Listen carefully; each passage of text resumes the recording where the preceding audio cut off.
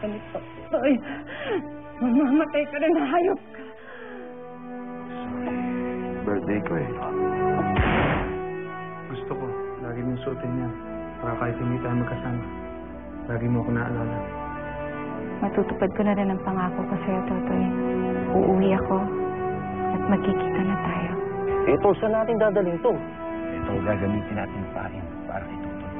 Palabas si Father, pwede mo. Sigurado ako pupunta kay Totoy yan. Kahit ganyan ka, ang laki talaga ng utak mo.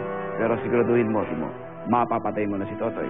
At pag nagawa mo yan, ako pa magre-regalo sa'yo sa birthday ko. Ang sweet mo ngayon, Totoy. Sana palaging ganito. Parati tayo magkasama at saya.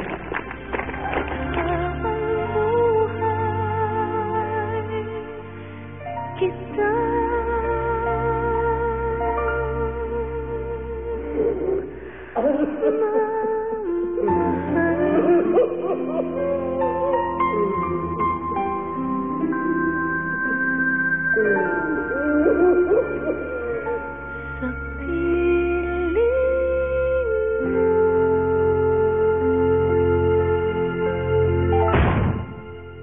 yes, sir. Sandali lang po.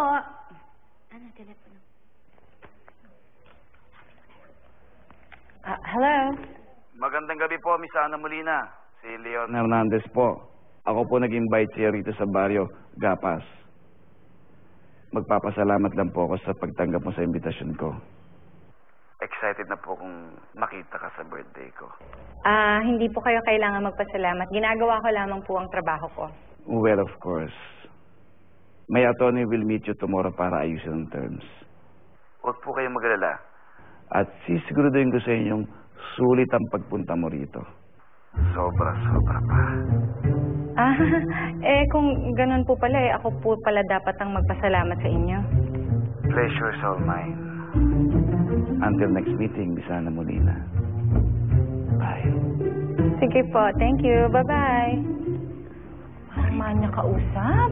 Ay, nakakaloka naman mamaya kung anong gawin sa atin. Pagpunta natin sa probinsya, masisira ang alindog ko. Sigurado ka ba gusto mo pang tumuloy?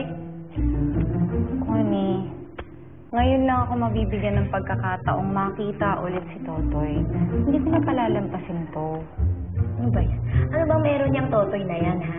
Ang tagal-tagal na panahon na lumipas, tapos yun pa rin ang iniisip mo. Sigurado ka bang buhay pa yun? Huwag ka namang magsalita ng ganyan. Pambihira naman to.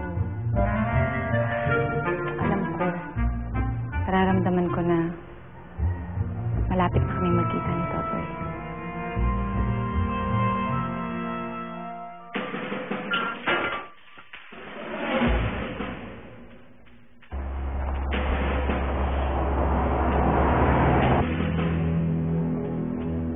Father, parating na sila.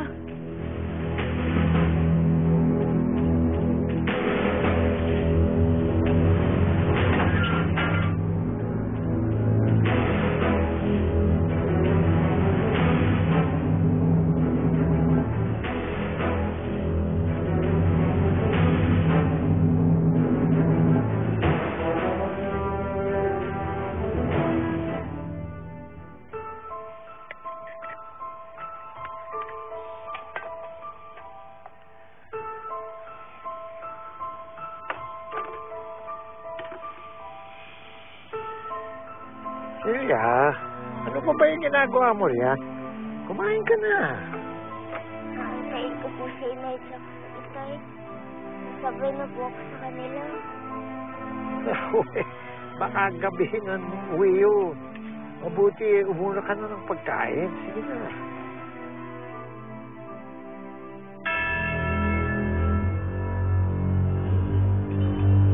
Saan si Totoy? Nasaan siya? Igalang yung simbahan. Tirahan to ng Panginoon.